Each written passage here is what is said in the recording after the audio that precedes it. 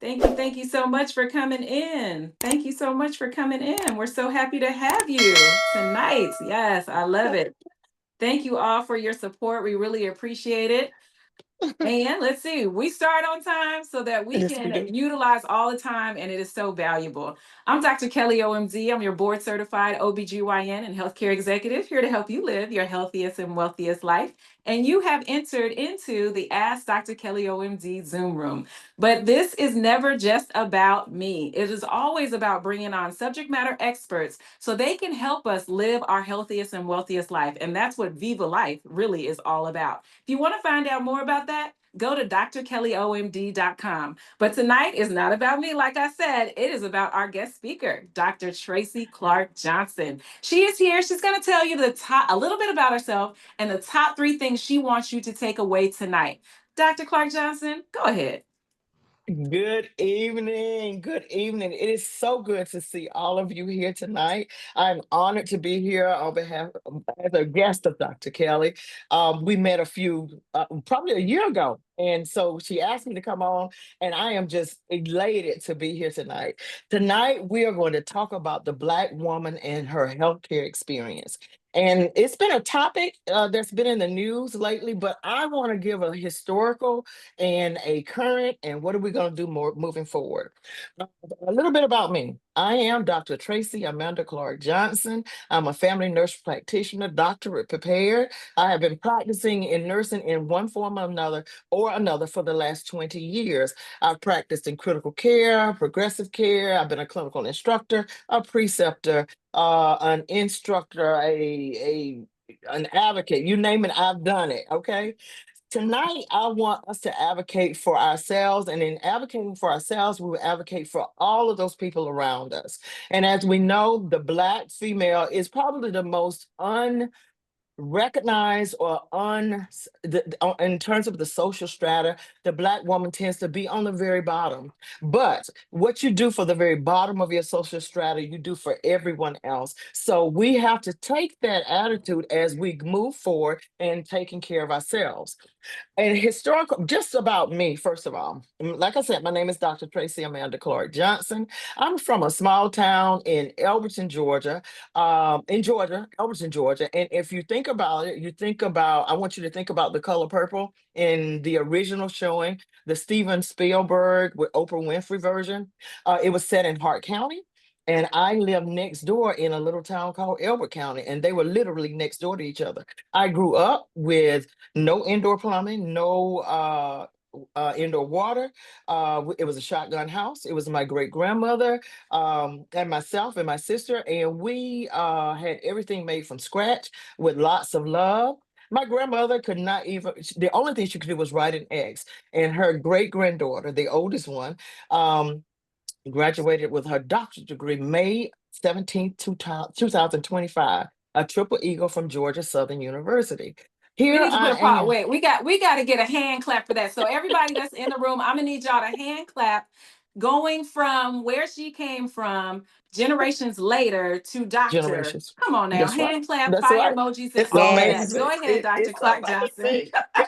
When people, Black people like to say, or people like to say, God is good. He really is. He's an amazing, All the amazing time. force in my life. He really is. So, me coming from nowhere, color purple, to here, sitting before you today with Dr. Elmore and so many of you sitting here listening to me, that is quite a feat. Whether anyone knows it or not, I'm going to say so. And I'm going to give myself 2 finger pops for that because that is quite encouraging. Now, let's talk about Black women in healthcare. We know about the Black experience in healthcare. We know about the Black experience in just being in America, in this cultural environment. What we need to know about Black women in healthcare in respect to the history, we need to talk about the contributions, the exploitations, the maternal mortality, and the mistrust. Now, in terms of the exploitations, I'm sure any one of us can think of any number of exploitations that we have been exposed to or heard about in our lifetime. We can talk about the Tuskegee experiment. We can think about Henrietta Lacks and the HeLa cells and all of the wondrous advantages that were made as a result of her cells being stolen and she not being informed about it.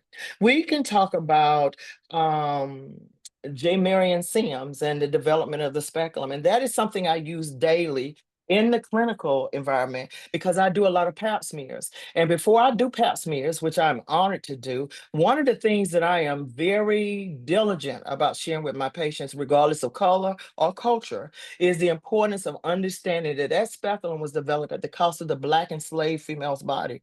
We know about Anarcha, Betsy, and Lucy. We don't know about the countless other Black women who had to submit to research and development without consent, compassion, or basic respect. So every time I pick up a speculum, it is women's history, but you better believe it's Black history. What does that mean for a pap smear? That means that there's no pushing, shoving, or forcing. We ask Miss Vagina for her permission, and then we ask Miss Cervix for her permission, and then I respectfully exit the vagina. It is a very pleasant, it is a very non-traumatic experience. And I find that so many women come back and say, I have never had anyone talk to my vagina. Why is that important? The vagina is a very used part of the body, but for some reason it is sheltered or cloaked in secrecy and darkness. And that has everything not only to do with the way we see the vagina, but also with the Black woman's experience with her body since being here since 1619. She had no control over her body. And so her body was at the mercy of whoever owned her. And so now I'm trying to give that back because that's a very important, it's an important part of women's healthcare and personal advocacy. Now, for the contributions, before I go to the contributions, I want to talk about maternal mortality because we just had a very high profile case here in Georgia where there was a nurse who had some health issues and she ended up on the ventilator and she was pregnant and they kept her on the ventilator until the baby was able to survive outside the womb, those type things. We need to talk about maternal mortality is a big deal.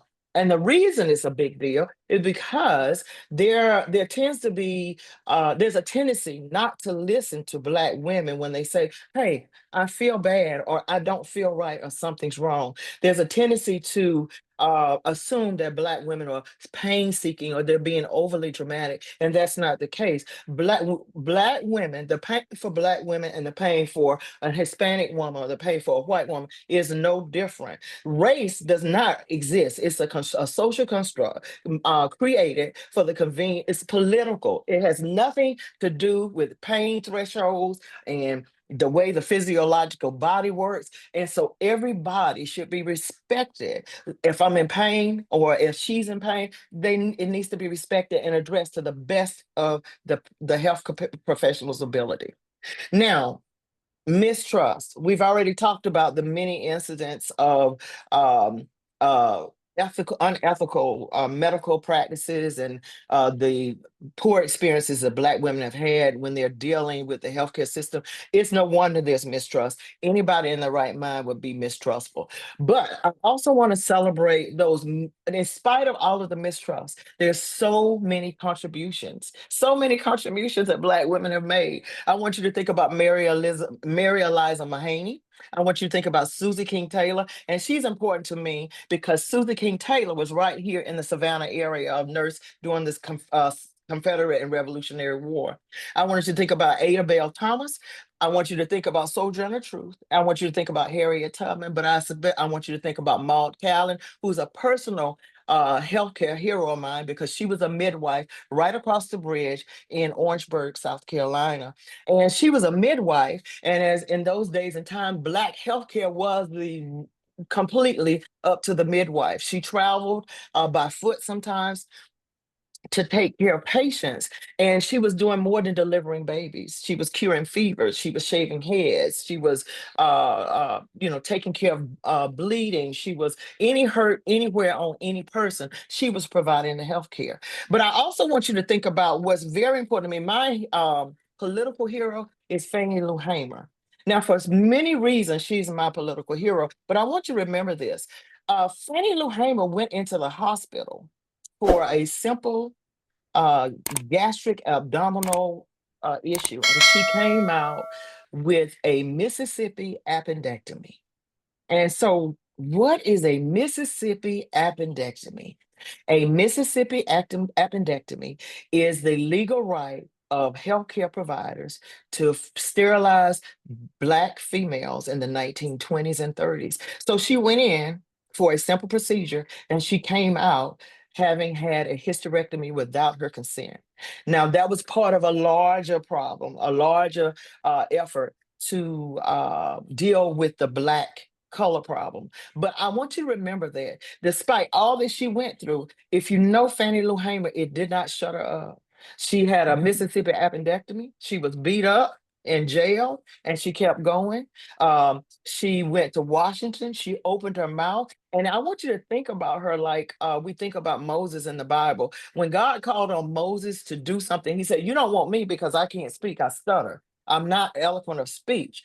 Um, Fannie Lou Hamer said, "Call on me. I'm not the best speaker, but I'm going to say what needs to be said because I can communicate to you what you need to hear. Let me tell you what's going on with my people, and let me tell you that it needs to be rectified, or there's going to be a reckoning. We're not tolerating it anymore." And I think that's kind of where I am right now. There's no reason for any person, regardless of color, to go into our healthcare system and have a bad experience. While you don't have to have all the answers and you don't have to have everything resolved, you can leave with dignity and respect. And that's where I am. So moving forward, I told you where I came in, but let me just give you a little bit more. I told you I'm from a small town. I remember segregated waiting rooms. I remember those. I told you Elbert County was like the color purple because she's next door to Hart County. I told you I've worked 18 years, 18 to 20 years in some respect as a nurse at the bedside, but I've been putting my hands on people for as long as I can remember. And that's important to me. And I want to impress upon you how important it is because, like I said, my great grandmother could only write an X. My grandmother was known as the medicine woman. Now, what does that mean? That means that when people got sick, they came to her. We had a local hospital, but when you have a mistrust for your local hospital, you have to go to the person you believe can heal you. And that's where I am. I'm that person that my community believes that can heal them. And I'm gonna do my best to do it. I may not always have the answers, but you're not going to be disrespected, and you're definitely going to be it's going to be culturally sensitive, and there will be a relationship based on mutual trust. Okay. So what are we going to do moving forward? How in the world are we going to rectify this? Because we can, there are things we can do. And the reason I know we can, because the ancestors that came before me, they did not take no for an answer, and neither am I. I find it unacceptable, almost deplorable, that Black women have to go into any healthcare environment and question whether they're going to be heard, whether they're going to be respected, or whether their issues are even going to be addressed. I find that completely unacceptable. And because I find it unacceptable, I need to get moving doing something about it. I practice in a federally qualified healthcare center in downtown Savannah. I see a large number of Hispanic and uninsured and people who normally wouldn't engage the healthcare system. The importance of developing a relationship of trust, I cannot underscore that enough. If the person that you're caring for doesn't trust you, you don't have a grounds for a patient provider relationship. If they do, you have not only the grounds for a patient provider relationship, but a relationship for everything outside of that. Because if they see you outside of the clinical setting, they are going to make it known. So it is very important that you establish trust. So, how are we going to rectify this? First, I want to make sure that you know your rights. As a patient and as a provider, it's very important that you know your rights. Number two, you're going to communicate effectively, and that's going to be clear and assertive, stating what you need and what you want. It doesn't mean that you're being ugly or that you're being aggressive. You're just going to be clear and assertive. And sometimes people get that confused, but you just have to stand on clear and assertive. You're going to seek support when you can't get the clear and assertive communication you need. And when I say seek support, that's going to be through patient advocacy. And sometimes it may even be a legal channel, but you're going to seek support. And the fourth thing is you're going to work on building that relationship, not only with your provider, but with the people who work in the office or in the hospital based on trust and respect. And it has to go both ways because no one likes being disrespected. And one of the quickest and most effective ways to shut down communication is disrespectful communication. There's no reason to step outside of that. You can be clear, you can be assertive, you can be respectful, and it builds trust. So you got on a larger level, on a statewide, maybe even a judicial level, you're going to be active in advocacy. That means you're going to use your voting rights and you're going to vote. You're going to do the research. You're going to support your Black providers. You're going to support, you're going to ask for cultural representation in healthcare. And you're going to use your technology, which is most important because everybody walks around with a phone and phones connect you now to healthcare. And so if you can't get the healthcare you need locally, you can certainly use your phone to get the healthcare you need at a distance. But those are the things I want to press upon Black women, women in general, people that I want to remind you that you don't have to be defeated in this what sometimes appears as an uphill battle. We've had battles before and they didn't stop us, and this one won't either. And that's it for Tracy. No, it's not it. We just getting started, Dr. Tracy, because I mean, you brought it tonight. You just brought that is just the intro. So I'm so excited that you have delivered on your promise. I mean, I remember when we met and I was like, oh, I need to have her with me. And then our mutual friend Yes. introduced us and Yes. it happened. So I just Kudos want to to let Sarah Annie. yes, your Kudos to Annie soror, my Andrews. mentor, absolutely was able, always comes through. So I just want to kind of start from a little bit from the beginning. Okay. And guests, Viva Lifers and guests, please go ahead and start putting your questions in the chat. And if you want to come off mute, raise your hand first, and then we'll answer your questions. This is going to be a Q&A time because Love it. what we want to do is make sure that you're going away with actionable things that you can do so that we can make sure that you're getting the proper health care. And in Viva Life, we talk about 5 pillars: spiritual, physical, financial, mental, and Mhm. emotional. So we want to address those for you as well, wherever and however that we can. But let's go back. So you first started talking about the historical aspects, and you dropped so Mhm. many names there. I learned something new tonight about Fannie Lou Hamer, so thank you very Oh, much for that. If anybody learned something new, please go ahead and drop it in the chat because we want to make sure we give Dr. Tracy all of her flowers while she is here. But you talked about, I remember my grandmother used to take me down to Eufaula, Alabama, which is where our mhm. family has roots, and I remember taking that bus ride and not seeing a McDonald's for like 20 to 30 miles. Of course, I was a city girl, so I was like, what's going on here? Then going to the homes, and there was no indoor plumbing. I remember when I was 6 years old, found out about that. I'm like, oh my Oh, goodness, I read about this, but I did not really know. But I love the fact that you're talking about the fact that your great grandmother, I believe, or your grandmother, all she could do, great she grandma. put an X. And Uh-huh. then, your grandmother was the midwife for the community, which, Mhm. as we all know, utilizing our midwives, our nurse practitioners, our nurses, as well as our Right. doulas in our communities is Mhm. based in history. And it is so very Right. important for That us to make is. sure our communities are healthy. So, can you just, foot stomp the importance of utilizing those wraparound experiences, whether you're Yes. formally or informally trained, to be able to assist with our healthcare in our community?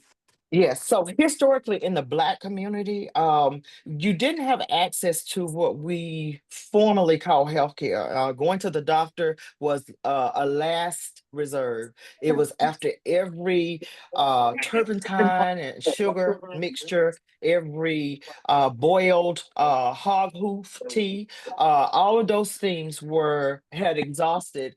all options, and they would not treat a fever or a broken bone, that kind of thing. Then you went to the doctor. It is important that we recognize that, especially in the Black community, when we did not have, we made way with our midwives who served as our healthcare providers. They birthed babies. They sometimes set broken bones, and I don't even. Sometimes I question whether they even knew how to, but they put it back together. They fixed scrapes. They stopped bleeding.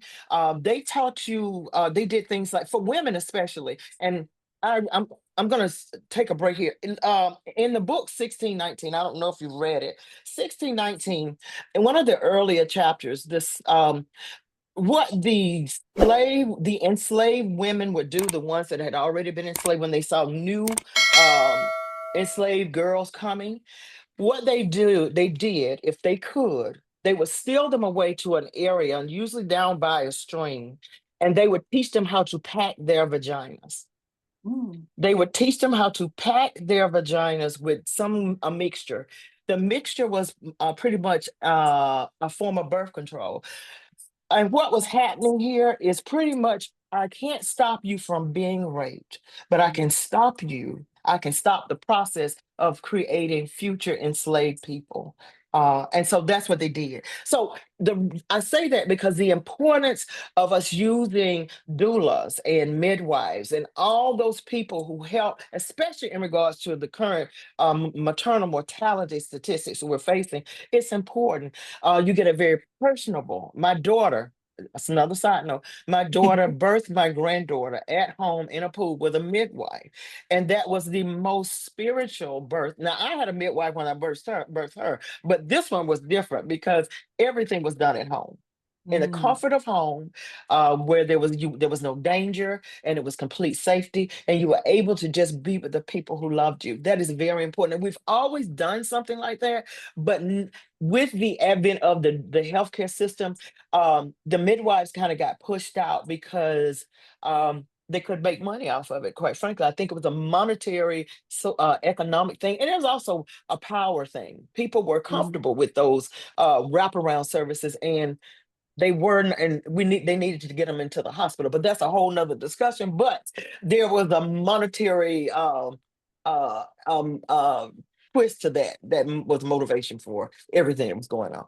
Yes, And ma'am. you are Okay. and you are so right about that. There's a lot of caveats to why that's happening. But I will Right. say, as a certified OBGYN, I am a midwifery OBGYN. And the reason That's what why we're is because talking I about. was trained with midwives in the That's what hospital as well as outside the hospital. So if you have a uncomplicated, low risk birth profile, then Mhm. a home birth is something that you can most definitely look into with a professional provider that Exactly. can provide that for you and the resuscitation methods for your child. That's the most Yeah, it important thing. doesn't have to be an antagonistic relationship, but it's often portrayed that way because Yes, the caveats being money, power, and politics. Those are the things that are shading there, and we have to be able to get through those shades and get to the truth. That's all I want, is absolutely. the truth. That's it. Absolutely. Absolutely. All right. And then we have a question. Should women 70 years or older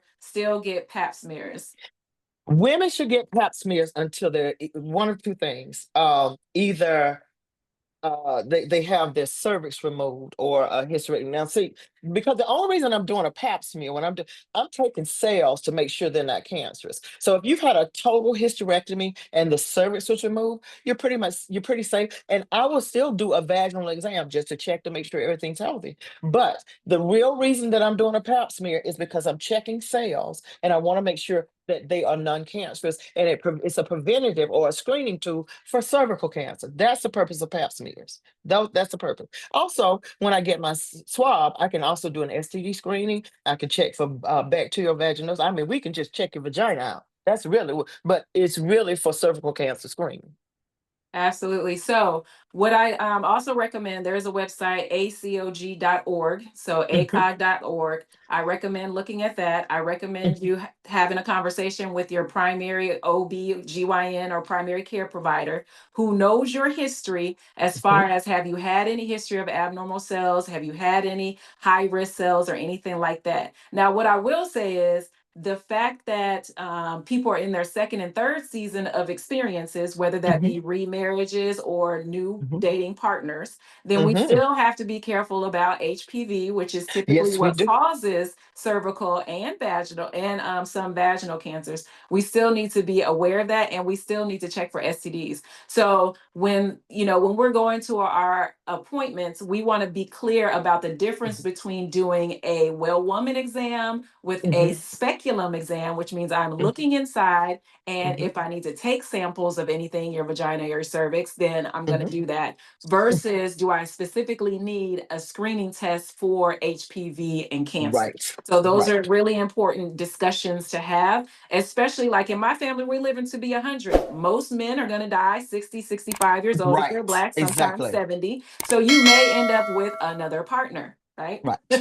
And Exactly. then just remember, HPV, human papillomavirus, is a sexually transmitted Yes, it disease. is. So Yes, it if you have is. a new partner, then there's new Get opportunities for you screened. as well. So And just while in we're case, here, go ahead. while we're here, women are sexually active a lot longer. Well, people are sexually active a lot longer than uh 40s and 50s. I mean, you have 70 and 80-year-olds who are sexually active. Right. Please get your vagina and your penis actually checked. Let's check those body parts. Let's check. Yes, make sure that we check everybody's.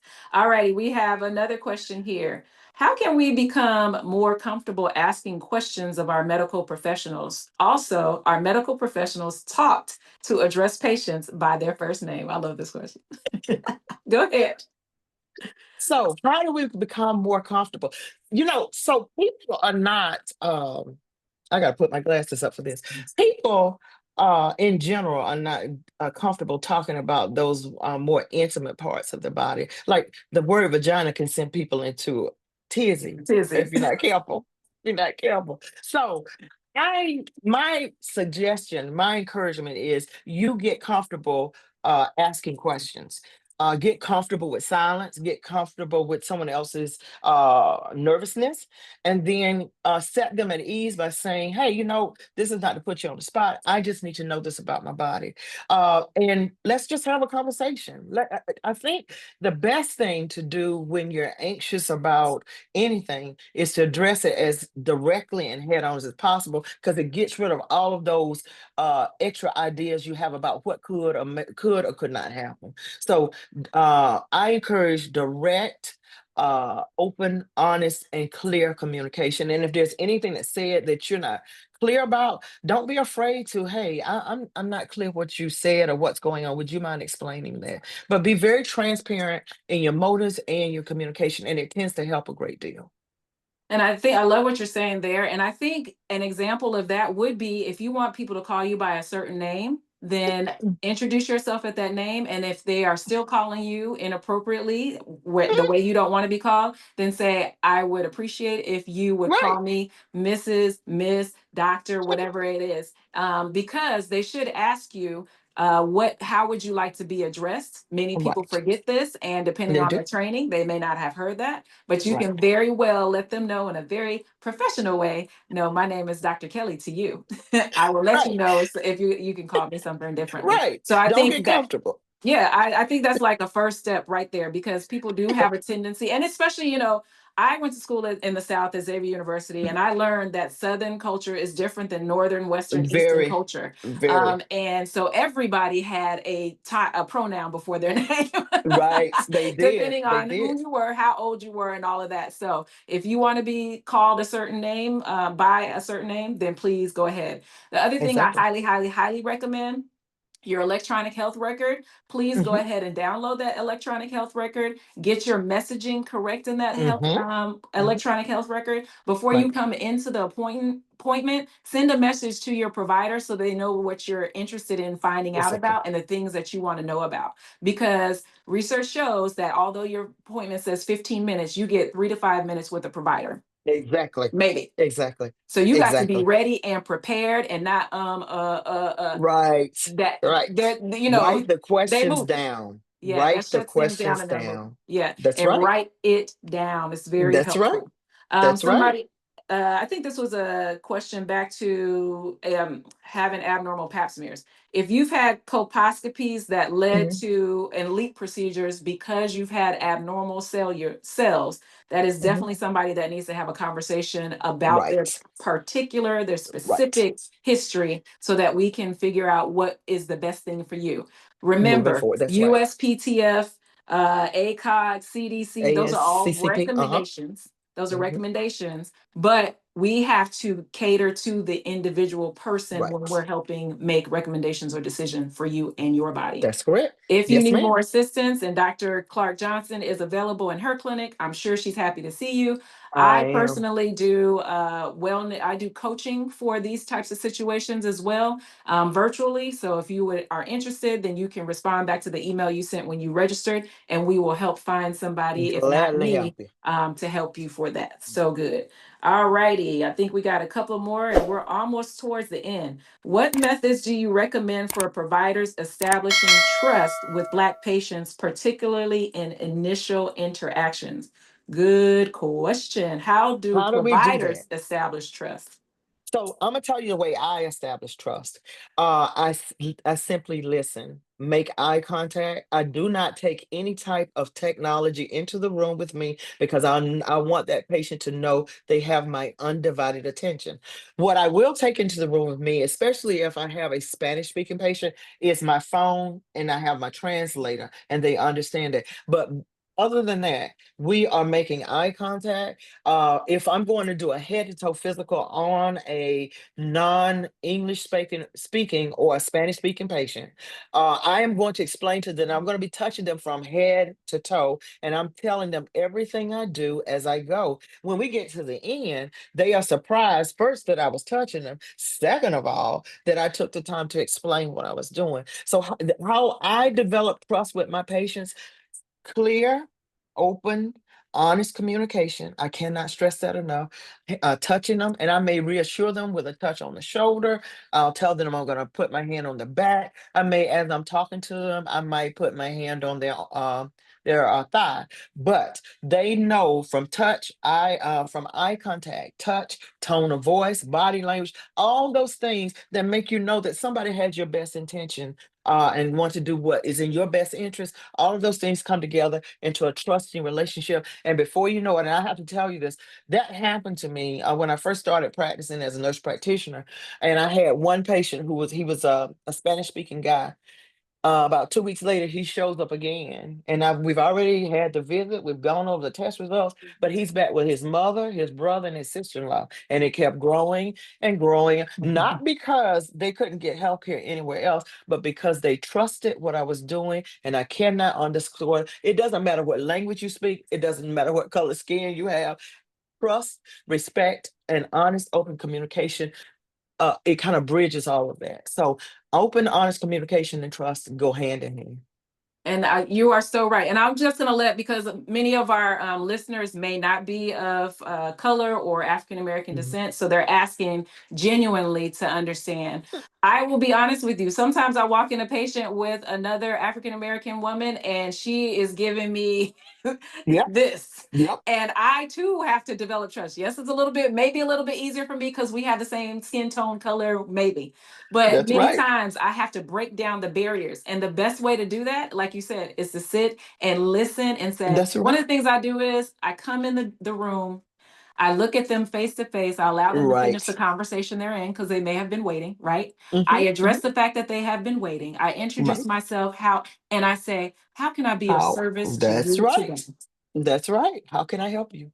How can I help you? And That's then I right. sit down and like you said, I listen. So it makes a huge difference. It We does. have a couple of more questions if you're okay. I know people are used to us leaving right away, right at the top of the hour, but I'll let us answer one more question. And I think it was about HR. Oh, somebody had a question about headaches and orgasms. Uh-huh. It is something that absolutely happens. Yes, it And does. then somebody also had a question about accessing electronic medical records. So I'll give you 15 seconds on the headaches and orgasms. I'll answer the electronic medical records, and then there's a question on HRT and menopause. That's a whole nother conversation. Yes, it is. Yes, it But is. we can get to that as well. Go ahead. Let's talk about headaches and orgasms. So I want you to think about what's going on when you have an orgasm, okay? So, you're at the height of your sexual arousal, blood flow is going everywhere it needs to go, and you have a headache. Think about this. You've had decreased blood flow to areas in the head area. It's not enough to cause you to faint. But I'm sure some people do almost pass out when they have an orgasm, but it's enough to cause you to have a headache. And so it truly is a physiologic reaction to what's going on at the time. Okay. It is not uncommon. And typically what happens is after the orgasm, after you've had the orgasm and your body recovers, the headache starts to subside. But if it becomes persistent, increasingly uncomfortable, I think you should definitely seek the advice of a healthcare professional because something else may have happened. Okay. But in Absolutely. most And cases, I a just want to headache and an add, orgasm are good. Okay. yeah, I just want to add in the remote patient monitoring is a great way. So your blood pressure, you can actually get a Yep. blood pressure cuff, a weight scale, and or your glucose monitoring and a pulse ox sent to your home, and you'll be Hmm. able to monitor that. Your doctor can actually see the results. So making Yep. sure you don't have high blood pressure, risk of a That's stroke, right. cardiovascular disease. Those are the other things we want to rule out before we just Hmm. say, oh, that's because you had an orgasm, because that would be Hmm. doing what a lot of people do, which is like disregarding your concern, Right. right? Right. The other thing is, sorry, of course, people keep calling me right during this time. The other thing is access to your electronic health record. Hmm. So, first of all, I would ask your provider whether or not they have an electronic health record, because some Hmm. people still are not on them. Then I would Right. ask them to the link to your electronic health record. And then I would Mhm. sit there and ask them to show you how to sign up for the Exactly. electronic health That's record. important. That is so important. Show me how to set this up because you'll Let's walk away with instruction and like I don't have a clue what's going on.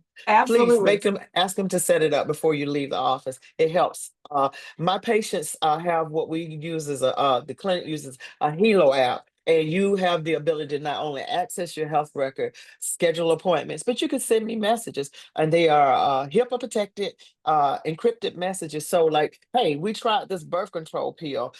We ran it for 3 weeks, and well, we ran it for 3 months, and I want to know if, hey, do we want to continue it? Do we need to move up? What are we going to do? And so you can send me a message, ask me questions, and I generally make a habit of responding the next day. I love that. That's wonderful that you're able to do it in the next business day, because I know it's a lot coming through. One last one. Let's see. We got a lot of thank yous. Okay, HRT during menopause. I will tell you that I have several YouTube videos that we have already Mhm. recorded on HRT and menopause. But happy to have this conversation again with Dr. I love Tracy it. Clark I, Johnson coming I, on. I Um, love it. so it all depends on your personal history. Know, Mhm. number one, that there's over 50 different symptoms associated with perimenopause and menopause, Mhm. based on your personal history, as well as people think just because you've had breast cancer in the past that you are absolutely not a candidate. That Nope. is not true. So No, we ma'am. can talk about what your history is associated with that. And I will say that hormone replacement therapy, estrogen, is the fastest way to address Mhm. at least the hot flashes, Yes, it probably the is. vaginal dryness, and some of the mood Yes. swings. But that is that is a individual conversation. Did you want to Yes, it is. add anything there, Dr. Tracy? I'm saying to you that there is life after menopause. That's what I want Beautiful. everyone to remember. You don't have to sweat to death. You don't have to give up sex. And your vagina does not have to be dry. There are things we can do to make it wonderful for you. Yes, and your skin beautiful. We got all the tools. We got all the tools and the tricks. Okay, that being said, Dr. Tracy Clark Johnson, how do we get in touch with you? First of all, thank you, and thank you again. But how do we get in touch with you? Well, the best way, how do you get in touch with me? What do we do here? Wait a minute. What clinic do they go to if they want to see you? I am at the Curtis V. Cooper Primary Healthcare Clinic in the Yarmacraw housing development right now. But the main site is at 106 East Broad Street, Savannah, Georgia. Call me, stop by, send a message. Somebody will get it to me. But Catch up with Dr. Elmore. If you can't catch me, she'll get it to me. Anybody on the screen, I'm almost sure can reach me. And at some point, when I launch the Black DMP, hopefully you'll be able to contact me directly. But we're working on that. I've Oh, been we inspired gonna get tonight. that lunch because we need you in these streets. We need you in these streets. And if you would like to get in touch with us and join our Viva Life experiences, you can go to drkellyomd.com. And then also in the chat, we just put our link straight through to our Viva Life experiences. If you do the VIP experience, you get one-on-one consultation with me, as well as in our inner group, our inner circle. And that right there is invaluable because I over deliver whenever you come into the Viva Life experience. But there's so much more. There's a Viva Life shop. And then not just that, we also have a journal as well as a podcast that we can do affirmations with you so that we can make sure that you are achieving the goals that you want to achieve in your health and your wealth. That being said, Dr. Tracy and I are going to stay on the line while you all sign off. We're so happy to have each one of you here. Please share this information and let everybody know that we exist because we exist for you. Have a wonderful day, and don't forget to do what? Love you guys. Viva Love you Life. guys. All right. Thank you for being a part of the Viva Life experience. I'm Dr. Kelly OMD, board certified OBGYN and healthcare executive. If you like what you heard, then please go ahead and like, share, and subscribe. The reason why is because we are trying to educate, encourage, and inspire 1 million people to live their healthiest and wealthiest life. And this is what we're bringing you. We're bringing you educational videos. We're bringing you podcasts. We are bringing you webinars with subject matter experts, including myself, about the topics that affect you the most. So go ahead, like, subscribe, and share. We are everywhere. Have a wonderful day. Viva Life.